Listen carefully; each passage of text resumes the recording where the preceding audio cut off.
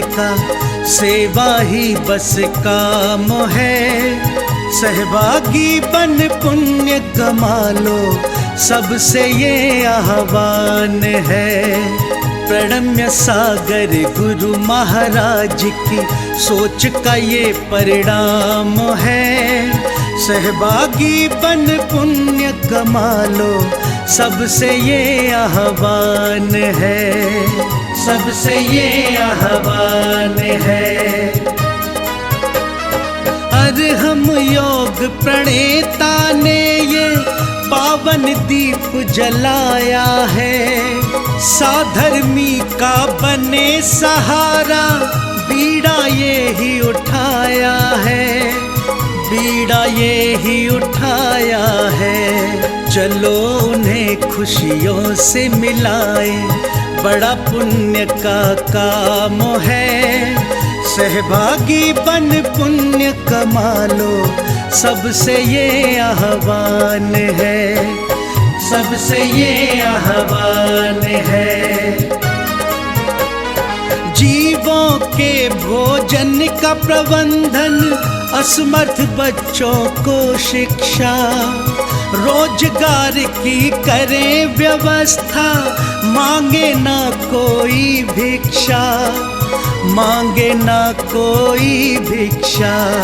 अरहम जीव दया भारत बस करती ये ही काम है। सहभागी बन पुण्य कमा लो, सबसे ये आह्वान है, सबसे ये आह्वान है। गाय धरा पे रहे सुरक्षित, गौशाला है बनवाई। जीव जंतु की भोज व्यवस्था सुंदर रूप से करवाई, सुंदर रूप से करवाई। साधर्मी भूखा ना सोए, रखना सबका ध्यान है। सहभागी बन पुण्य कमा लो, सबसे ये आह्वान है, सबसे ये आह्वान है। साधर्मी रोगी के इलाज को हम मिलके हैं करवाते। जाने कितने असहायों को राशन घर में पहुँचाते, राशन घर में पहुँचाते। लक्ष्य हमारा उन चेहरों पे लानी बस मुस्कान है। सहभागी बन पुण्य कमा लो, सबसे ये आह्वान है, सबसे ये आह्वान है। दान धर्म ही साथ जाएगा, बाकी सब तो धोखा है। पुण्य के भागी बन जाओ, ये बड़ा ही पावन मौका है, बड़ा ही पावन मौका है। जुड़ के जीवन सार्थक कर लो, पावन ये अभियान है। सहभागी बन पुण्य कमा लो, सबसे ये आह्वान है, सबसे ये आह्वान है।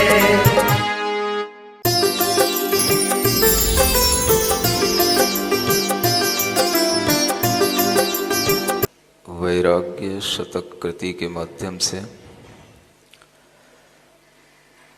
पूर्वाचार्यों की भावनाओं को अपने लिए उपयोगी समझते हुए गाथा नंबर 94 पढ़ी जाती है। अथिरेण थिरो समलेण णिम्मलो परवसेण साहीणो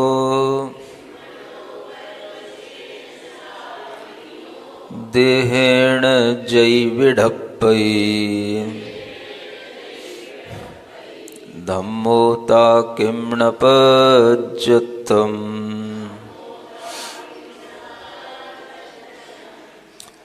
आचार्य कहते हैं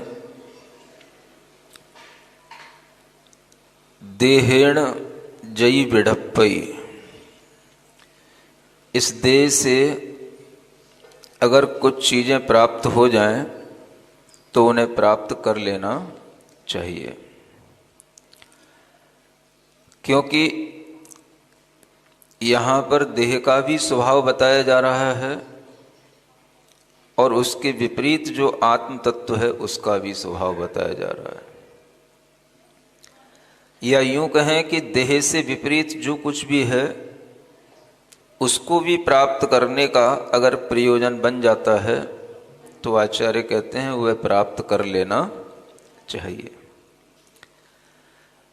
देह का सबसे पहला स्वभाव है अथिर होना, अस्थिर होना। अस्थिरता से यह देह चलती है और अस्थिर होने का मतलब होता है कि देह के साथ में होने वाली कोई भी चीज़ें स्थिर नहीं है। देह में बनने वाली कोई भी धातुएं, उपधातुएं सदा स्थिर नहीं रहती और देह की अवस्था में परिवर्तन होना ये उसका सबसे बड़ा अस्थिरपन है। ये ठीक है कि देह में 5 इंद्रियां हैं, 5 इंद्रियां बनी रहती हैं, लेकिन उनकी शक्ति में कमी आना, उस देह की अस्थिरता उसकी वृद्धता के साथ में दिखाई देना और उस देह की अस्थिरता में अनेक रोग आदि की उत्पत्ति होना, ये सभी के लिए समझ में आता है। इसलिए आचार्य कहते हैं कि यह देह स्थिर नहीं है, स्थायी भाव के साथ में नहीं है और देह की स्थिरता नहीं होने का मतलब ही है कि यह देह किसी भी क्षण किसी भी तरह से आपके लिए पीड़ा उत्पन्न भी कर सकती है और आपके अपने जो स्वभाव हैं उसको वह बदलने में कारण भी बन सकती है। देह के कारण अस्थिरता भी आती है। देह स्वयं अस्थिर है और अगर उसका अस्थिर स्वभाव और ज्यादा दिखाई देने लग जाए, प्रकट होने लग जाए, तो उससे भी मानव मन में एक अस्थिरता आने लग जाती है, क्योंकि मन देह से ही जुड़ा होता है। अस्थिर होने का अगर भाव ज्यादा दिखाई दे जाए, यानी शरीर में बनने वाले वात पित्त कफ हैं, अगर ये समान तरीके से परिवर्तित होते रहें, साम्य अवस्था में बने रहें तो ठीक चलता है, और कहीं कुछ बिगड़ जाए, ये रोग का लूप ले लें, प्रकोपित हो जाएं, तो ये अस्थिरता भी मन की अस्थिरता के लिए कारण बन जाती है। इसलिए आप देखते होंगे कि जिसके शरीर में रोग उत्पन्न हो जाता है उसका मन भी विचलित हो जाता है, उसका मन भी धीरे धीरे रुग्ण होने लग जाता है। यूं कहें कि देह की अस्थिरता से मन की अस्थिरता बन जाती है तो ये बहुत सामान्य बात है, क्योंकि देह में अगर कहीं पर भी ये दिखाई देता है कि ये अब बचने वाली नहीं है देह, तो आप समझें कि उसके मन में कितनी अस्थिरता, कितनी चंचलता, कितना भय, कितना उसके अंदर भीतर से दुख बैठ जाता है। ये अस्थिरता का स्वभाव है, ये जानते हुए भी मन के अंदर वह बात जब बैठ जाती है तो वह मन को भी रोगी बना देती है।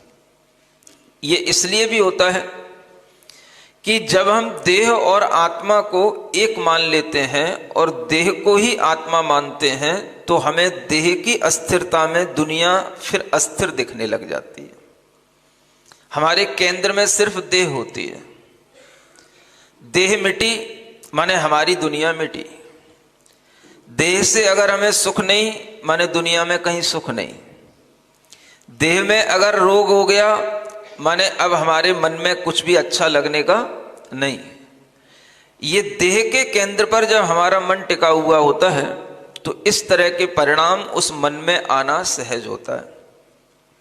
इसलिए हमेशा दुनिया में हर प्राणी एक ही भाव में रहता है और देह के ही केंद्र बना करके चलता है और देह के साथ ही एक मेक होकर के वह अपने भाव जोड़ करके रखता है। अब इस दुनिया के अंदर अगर हम देखें तो सारे के सारे जो भाव बनते हैं वह सब देह के आश्रित हो जाते हैं और वह देह अगर अस्थिरता के भाव में आ गई तो सारा मन कितना भी उसने कुछ ना कुछ उपलब्ध किया हो, लेकिन उसका मन पूरा का पूरा खराब हो जाता है। देह की अस्थिरता में सब अस्थिर हो जाता है। अस्थिर का मतलब सब कुछ अस्त व्यस्त हो जाएगा। आपका मन चीजों को अच्छे ढंग से संभालते हुए आगे चल रहा हो, व्यवसाय संभाल रहा हो, घर परिवार संभाल रहा हो, लेकिन अगर आपकी देह अस्थिर हो गई तो सब बैलेंस बिगड़ने लग जाता है। तो देह की अस्थिरता अपने आप में होने के लिए भी जो कारण है, तो उसके लिए भी आचार्य कहते हैं यह भी एक अस्थिर नाम कर्म के उदय से भी देह में अस्थिरता आ जाती है। दो तरह के नाम कर्म बताए गए, एक स्थिर और एक अस्थिर। अस्थिर नाम कर्म के उदय से रोग हो जाते हैं, जल्दी भी हो जाते हैं। अस्थिर नाम कर्म के उदय से देह में किसी भी तरह की प्रतिकूलता आने पर पीड़ाएं उत्पन्न हो जाना और किसी भी तरह के वातावरण या मौसम के परिवर्तित हो जाने पर रोग आदि हो जाना, ये अस्थिर नाम कर्म के कारण से होता है। स्थिर नाम कर्म का उदय होगा तो आप सहन कर लोगे। थोड़ा सा भी कुछ मौसम परिवर्तित होगा, जुकाम खांसी बुखार न आए, ये स्थिर नाम कर्म का उदय समझना। और थोड़ा सा भी मौसम परिवर्तित हुआ और तुरंत बुखार जुकाम खांसी दस्त तमाम तरह की बीमारियां लग जाएं, ये समझना अस्थिर नाम कर्म का उदय।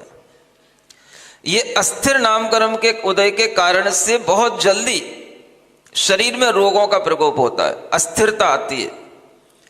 और स्थिर नाम कर्म का उदय बना भी रहे तो इतना तो ठीक है कि वह रोग से बचा रहता है, लेकिन शरीर की अस्थिरता अनेक तरह से उसके सामने कभी भी आ सकती है। एक्सीडेंट हो जाना, किसी भी तरह का और कोई आघात पहुंच जाना, किसी भी कारण से उसके लिए वृद्धावस्था भी समय से पहले आ जाना और किसी की भी कारण से उसके लिए वृद्धावस्था में आने से पहले ही मरण आदि हो जाना, ये सब स्थिर नाम कर्म के उदय होते हुए भी संभव होता है। तो नाम कर्म के उदय तो दोनों है, अस्थिर भी है और स्थिर भी है।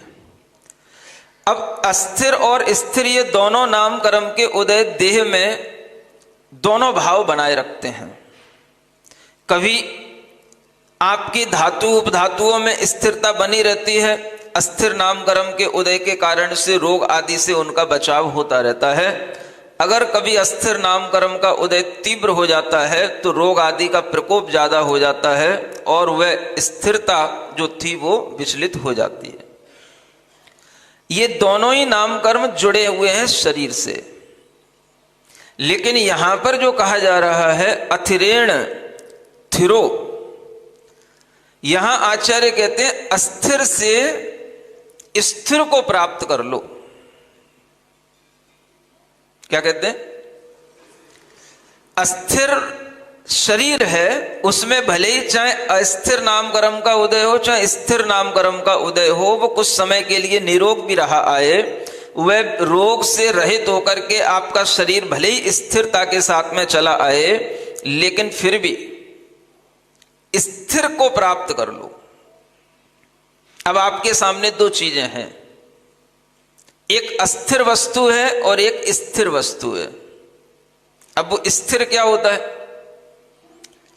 अस्थिर तो यहां देह के लिए कहा जा रहा है। जितना भी यहां विशेषण बनाए गए अथिरेण समलेण, ये सब देहेण इसके साथ जुड़ते हैं, ये देह है। तो देह की अस्थिरता के होते हुए भी कुछ ऐसी चीजों का उपार्जन कर लो, कुछ ऐसा प्राप्त कर लो जो स्थिर हो। तो क्या कहते हैं स्थिर क्या है? धम्मो ता किम न पज्जन्तु, तो उस धर्म के लिए क्यों नहीं प्राप्त कर लेता है जो धर्म तुम्हारे अंदर हमेशा स्थिर रहेगा। स्थिर क्या है? धर्म स्थिर है। अब कौन सा धर्म स्थिर है? जो आप पूजन कर रहे हो वो स्थिर है, जो स्वाध्याय कर रहे हो वो स्थिर है। क्या स्थिर है? जो आप दान आदि कर रहे हो वो स्थिर है। क्या स्थिर है?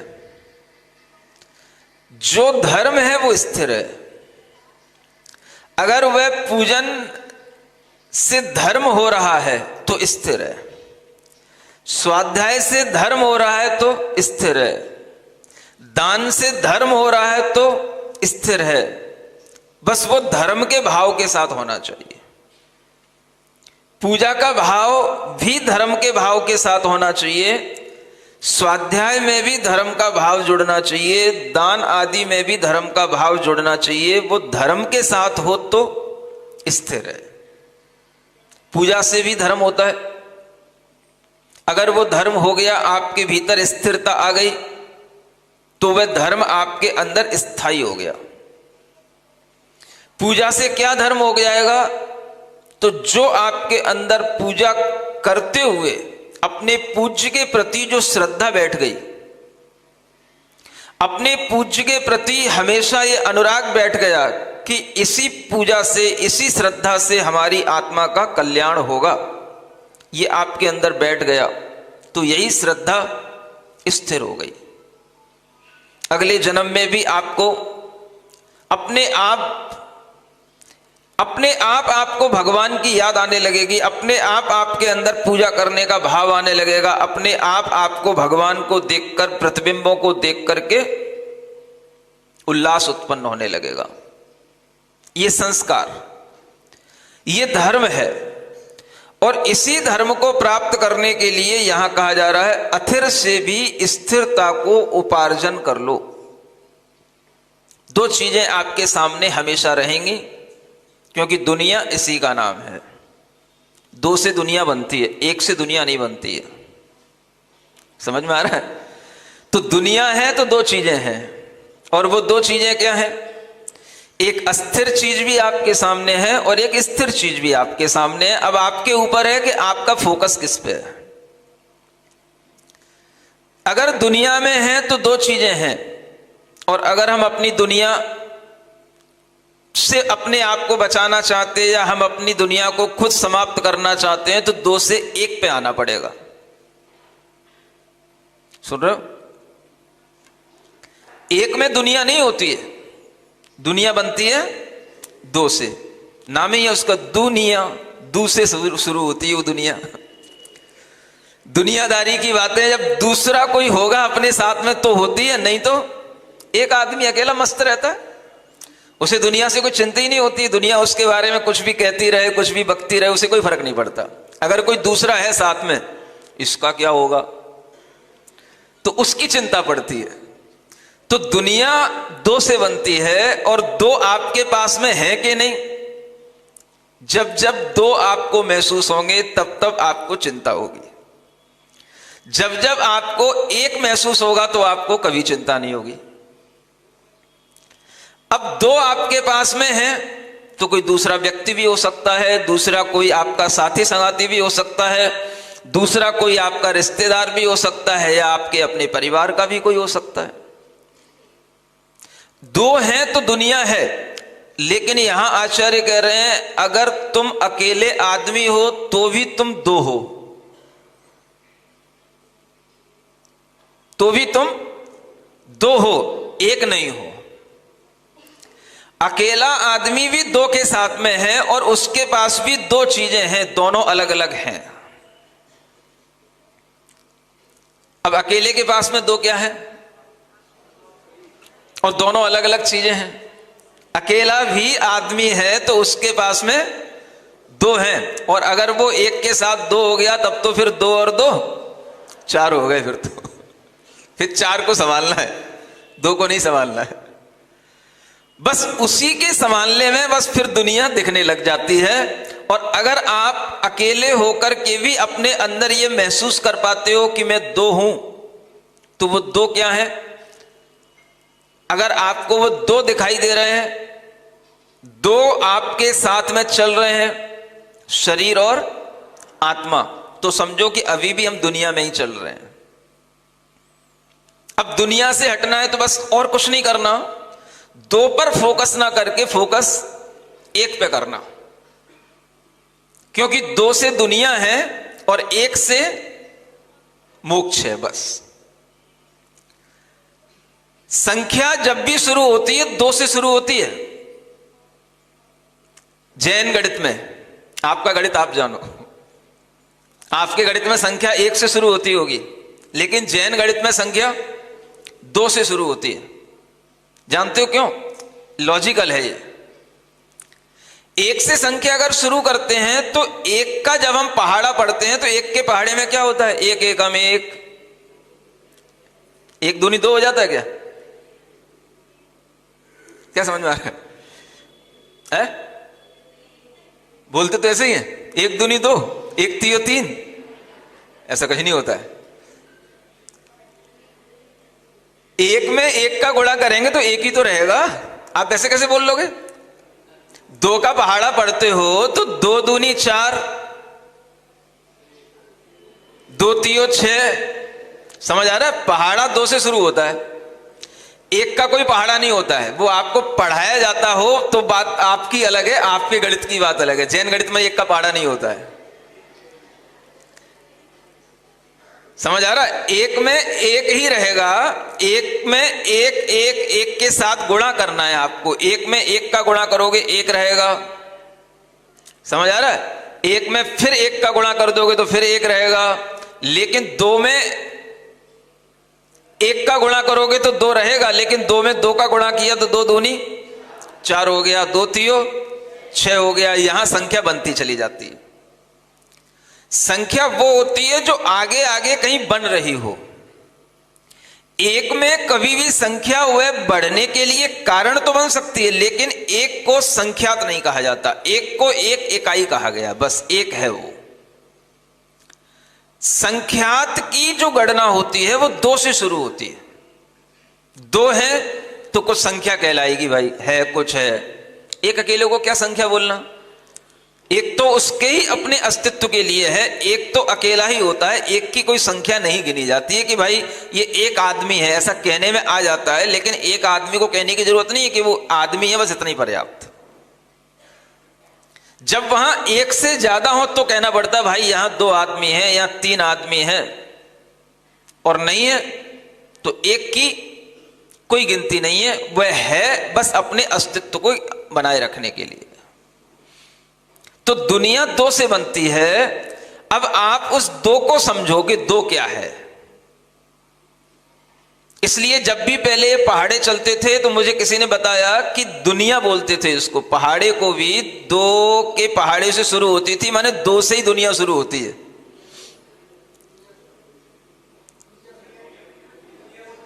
दुनिया बोलते हैं? दुनिया सुनाओ, लो सुन लो, दुनिया सुनाओ। तो दुनिया सुनाने का मतलब दो से हमें सुनाओ, दो से गिनती सुनाओ, दो से पहाड़ा सुनाओ। एक का पहाड़ा नहीं सुनता कोई भी। एक एकम वो, एक एक दूनी दो, एक तियो तीन, ये कोई नहीं सुनता है।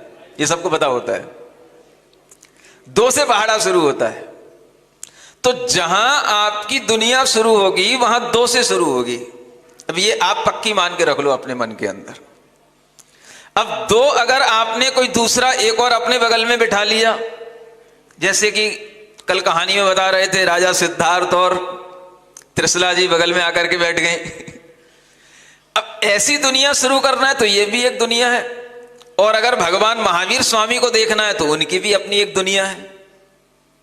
दो जब तक रहेंगे तब तक दुनिया है, संसार है, और दो से एक होने का नाम ही संसार से दूर हटना है। समझ पा रहे हो? बस दो से एक होना।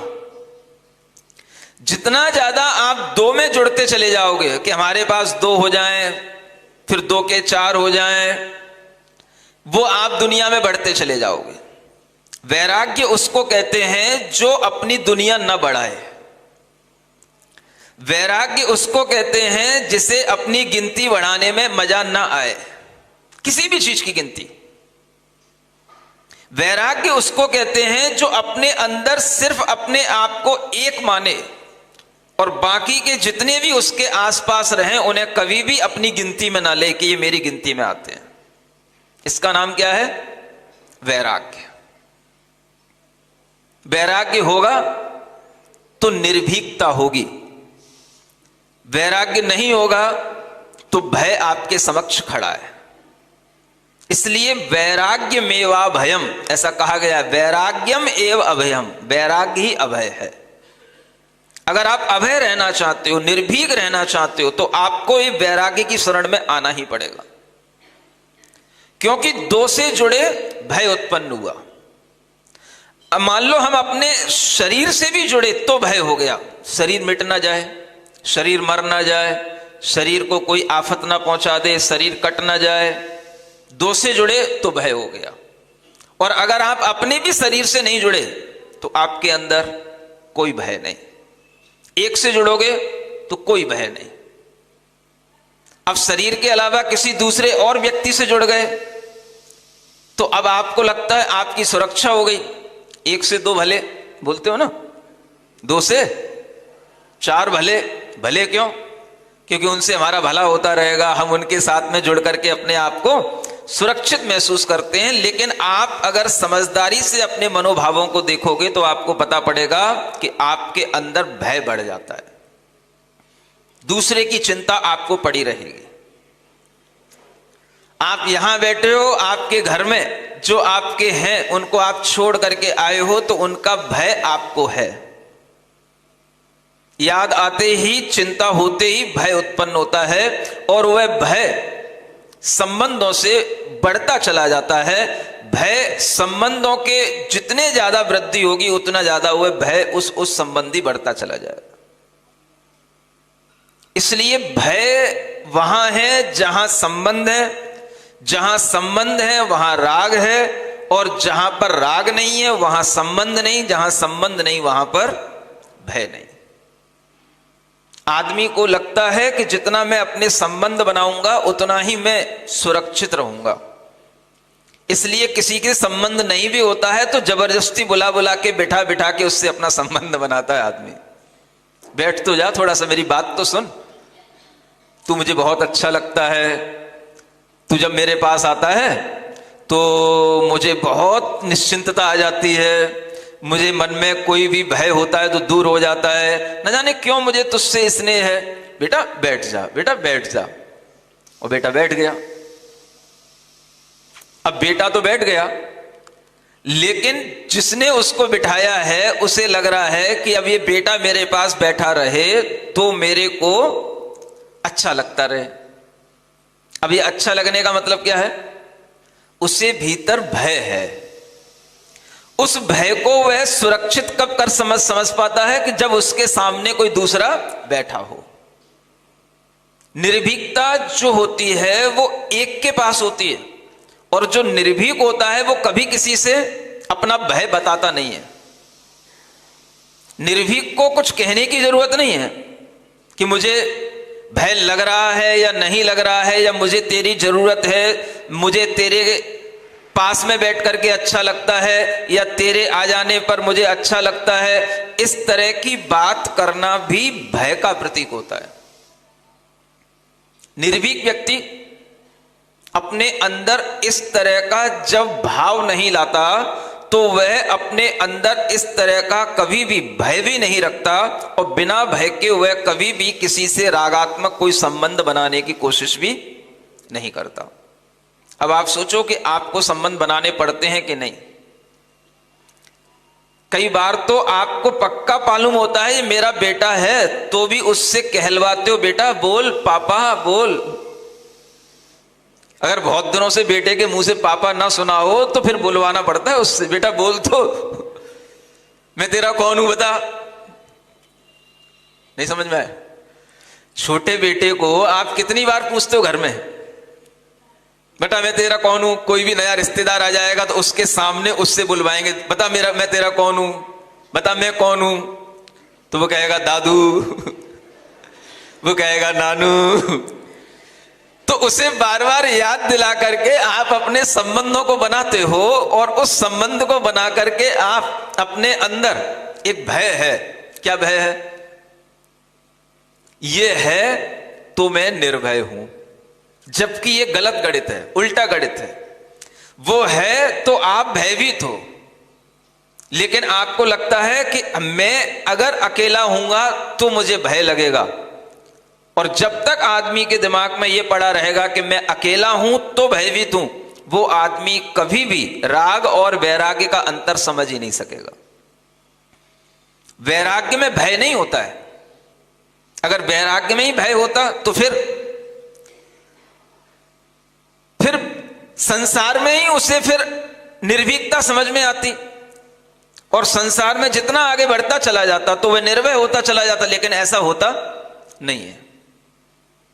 जब जब आदमी की दुनिया में दो का पहाड़ा बढ़ेगा, और वह उस दो के पहाड़े में अपने आप को जितना ज्यादा जोड़ता चला जाएगा, वो उतना ही ज्यादा भयभीत होता चला जाएगा। इसलिए दुनिया का मतलब ही है, जब तक हमारे सामने दो हैं, अब वो दो कोई भी हो सकते हैं, और अगर कोई भी नहीं है तो भी हमारे सामने जब तक ये ध्यान है कि ये दूसरा हमारा शरीर भी है, तब तक दुनिया है। और जब ये ध्यान छूट जाए, नहीं मैं अकेला ही हूं, मैं सिर्फ आत्मा ही हूं, शरीर तो उसके साथ लगा हुआ है, तो आप बिल्कुल निर्भीक हो जाएंगे। आपको कोई भी चैलेंज देगा, आपको कोई भी तरीके की आपके सामने बाधा आएगी, आपके सामने कोई भी तरीके का आपत्तिजनक कोई भी वातावरण उत्पन्न होगा, आप अपने आप में निर्भय होंगे, क्योंकि आपको पता है कि मैं एक हूं, मैं अकेला हूं। अब आप सोचो कि अगर आपके सामने कोई वातावरण भय का बना रहा हो, तो आप क्या सोचोगे? मेरा कौन है, मेरा कौन है, कौन मेरा साथ देगा, कौन मेरे साथ होगा? नहीं समझ आ रहा? आप यही सोचोगे ना, मेरे साथ जब परेशानी होगी तो मेरे साथ कौन होगा। तो जितना आप ये सोचोगे मेरे साथ कौन होगा, जैसे ही आप दो की तरफ गए तो आपका भय बढ़ेगा। और हर आदमी यही करता है। मानो कि आपके घर में कोई कह दे कि आज शाम को चोर आने वाले हैं, आप अपने आप को बचा के रखना। सुन रहे हो? तो आप क्या करोगे? और आप घर में अकेले हो, तो आप उस घर में अकेले रह करके चोरों से मुकाबला करने की सोच पाओगे, या सोचोगे कि हम घर में और भी 2-4 लोगों को बुला लें? क्या सोचोगे? बोलो, यही सोचोगे ना। घर में और भी हमारे कोई भी परिवार के लोग हैं, बेटे हैं, उनको बुला लें। आज हमको चैलेंज मिला है, चोरी होने वाली, या कोई हमारे लिए मान लो कत्ल करने आने वाला है, या कोई ने कह दिया है आज की शाम आपकी अंतिम शाम है, तो आप क्या सोचोगे? बताओ, हमारे साथ कौन? यही सोचने में आएगा। जब जब आप ये सोचोगे हमारे साथ कौन, आपके सामने भय होगा। और जब आप बिल्कुल ये निडरता के साथ में सोच पाओ कि मैं पहले से ही दो हूं, मुझे तो इस दो को भी एक करना है, और ऐसा अगर आपने मन में विचार किया तो आपके सामने भय आ नहीं सकता है। इसलिए कहा गया है वैराग्य ही अभय है, राग में भय है। अपने शरीर से हुआ राग भी हमें भय उत्पन्न कराता है, और अगर अपने शरीर से हमें राग नहीं है तो हमें शरीर का भी कोई भय नहीं होगा। और जिसको शरीर का भय नहीं होगा उसे दुनिया में किसका भय होगा? उसे किसी का भय नहीं होगा। निर्भीकता का मतलब है कि अपने अंदर राग की कमी लाना, और राग से जो चीजें जुड़ी हुई हैं उन्हें अपने से अलग देखना। और ये चीजें अगर हमारे सामने हैं तो ये हमारे सामने अस्थिर हैं। स्थिर तो मेरा स्वभाव है, मेरी आत्मा है, स्थिर है, और कुछ स्थिर नहीं है। आत्मा ध्रुव है और शरीर अध्रुव है। आत्मा स्थिर है और शरीर अस्थिर है। जब ये विचार आने लग जाता है तो अपने आप मन भय मुक्त हो जाता है। आचार्य श्री के पिताजी का नाम क्या था बोलो? अब तो याद हो रहा होगा, सब अनासक्ति होगी पढ़ रहे होगे। बचपन की उनकी बात है, उनके भी पिता का नाम था, किसी को पता है? अब अनासक्ति होगी पढ़ रहे हो, परीक्षा होगी। मल्लप्पा के पिता का नाम पारिसप्पा। क्या था? वहां सब अप्पा अप्पा ही होते हैं और अप्पा माने आत्मा। सब वहां पर अपना इसी तरह से आत्म भाव रख लेते हैं, धीरे धीरे अपना आत्म कल्याण कर लेते हैं। लेकिन बचपन में कोई कैसा भी हो सकता है। अब पारिसप्पा के सामने जब मल्लप्पा छोटे थे तो उस समय पर ये पढ़ते नहीं थे, स्वाध्याय नहीं करते थे। तो पारिसप्पा कई बार कहते थे सब काम करता है, सब करता है, लेकिन स्वाध्याय नहीं करता। मतलब ये संस्कार में था, घर में था स्वाध्याय करना।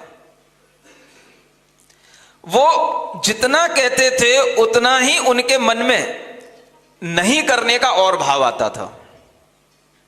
समझ में आ रहा? कभी कभी एक हठीला स्वभाव भी होता है। कैसा? हठीला स्वभाव। हठीला स्वभाव जानते हो? आदमी में भी होता है, औरतों में भी होता है।